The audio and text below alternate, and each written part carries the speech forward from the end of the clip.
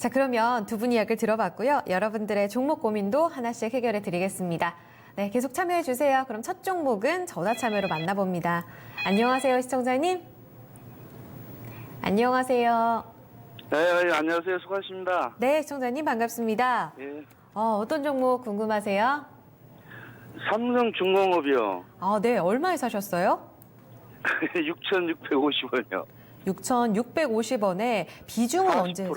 비중은 40% 담으셨어요? 예, 예.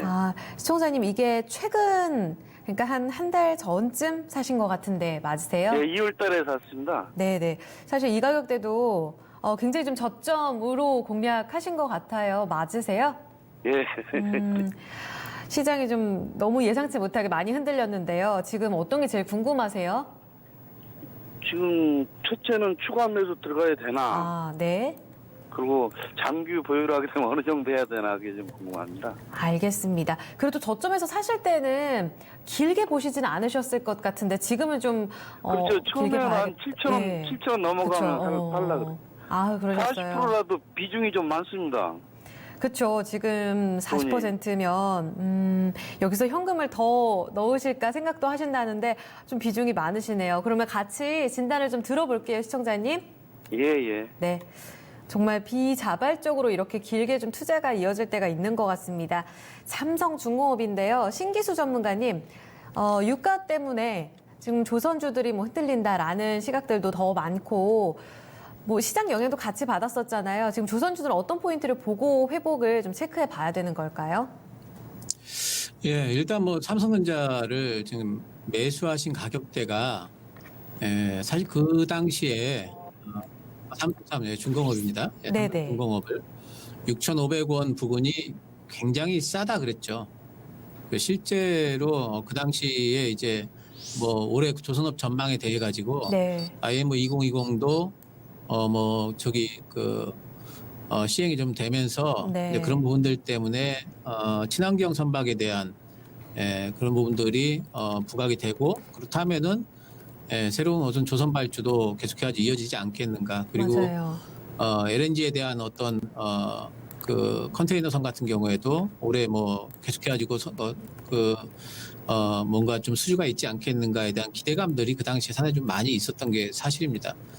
근데 그게 2월 중순 이후로 완전히 꺾여버렸죠.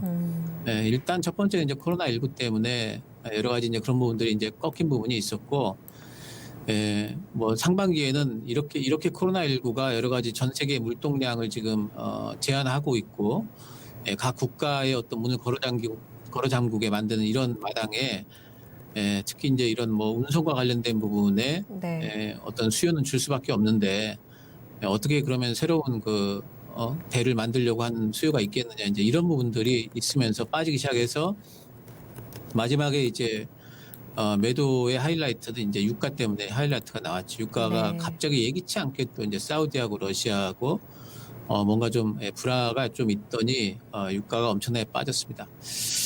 자, 차트를 좀 준비를 했는데요. 차트를 좀 보시면은요. 위아래에 차트가 두 개가 있는데 위쪽에는 삼성중공업이고요. 아래쪽에는 이제 WTI 유가 흐름입니다. 보시면은 위아래 지금 2019년도 거부터 잡아놨는데요. 거의 흐름이 아마 비슷하다는 걸 느끼실 겁니다.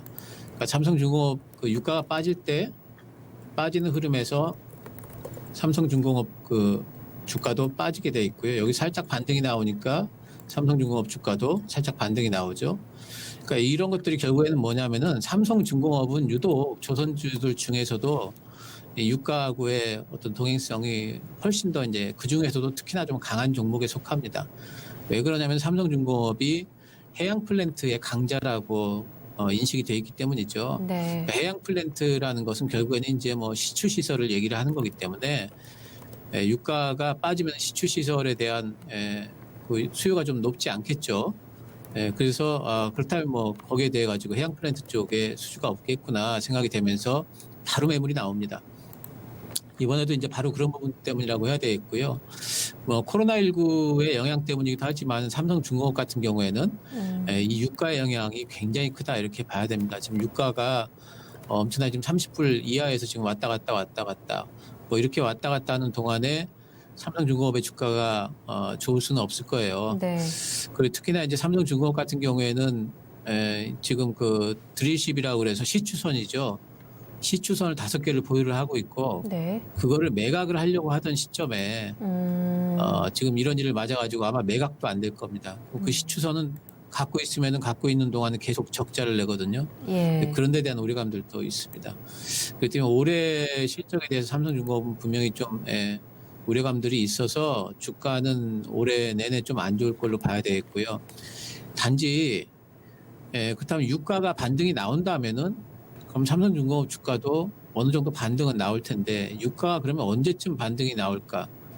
이거를 점치는 게 너무너무 지금 힘들죠. 그렇죠. 네. 유가가 계속 해가지고 뭐 1년 내내 그러면 30불 내외에서 왔다 갔다 할 것이냐. 그렇게 하기는 좀 그렇게 되지는 않을 것 같아요. 왜냐하면 예전에 사우디가 이제 미국의 셰일류하고 전쟁을 하기 위해서 그렇게 유가를 떨어뜨린 적이 있는데 그 당시에 효과가 없었습니다. 사우디한테 굉장히 불리한 결과로 작동을 했기 때문에 그런 데 대한 학습 효과도 있고 또 이제 트럼프가 적정한 시점이 되게 되면은 네. 이제 이쪽 그 유가 시장에 개입을 하겠다라고 얘기하는 부분이 있기 때문에 네. 1년 정도까지는 가지는 않을 것 같아요. 그래서 어쩌면은 한 여름쯤 되면은 유가가 이제 반등들이 어떤 개입이 있든지 간에 개입이 좀 있으면서 반등이 나오지 않을까 생각은 해볼 수가 있습니다. 네. 유가 반등이 나오면 삼성중공업 주가는 분명히 반등이 나올 걸로 보기 때문에 제 생각에는 한 6개월 정도 가지고 계시면 어느 정도 기술적 반등은 나올 것 같고요. 네.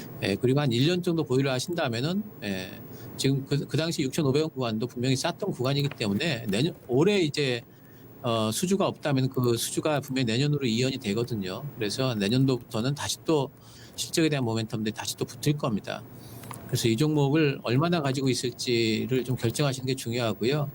6개월 목표가라면 5,000원 정도 이렇게 생각을 하시는 게 좋겠고 1년 이상 가지고 계시겠다 그러면은 본전가 위쪽으로 저는 가능하다 봅니다. 그래서 그냥 이렇게 그 중간 정도를 선택을 하신다면 한 5,000원 정도까지 올라왔을 적에 비중을 절반 정도 한 줄이시고요. 한 20% 정도로 줄이시고 그 정도 가지고 내년까지 기다려서 수익을 내고 나오는 전략 이 정도가 제일 무난하지 않을까 이렇게 생각을 합니다. 예. 시청자님. 예. 네, 이야기를 들어봤습니다. 일단은 비중이 많기 때문에 올라왔을 때 비중 조절이 더 중요하다라는 의견인데요. 유가 반등을 가장 급선무로 좀 체크해 나가시면서 대응하셔야 될 것 같아요. 그 추가 매수는 불가능한가요? 지금 자리요. 신규수 전문가님.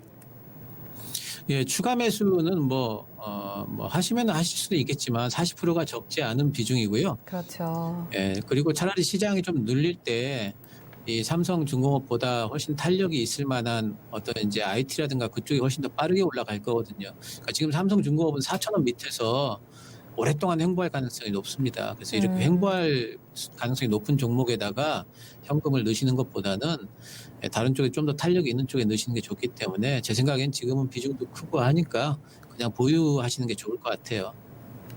네, 시청자님, 네. 조금 보수적으로 고려를 해보셔야 되겠는데요. 속도가 좀 더 느려질 수 있다. 네, 그런 부분들을 좀 고려해 보셨으면 좋겠습니다.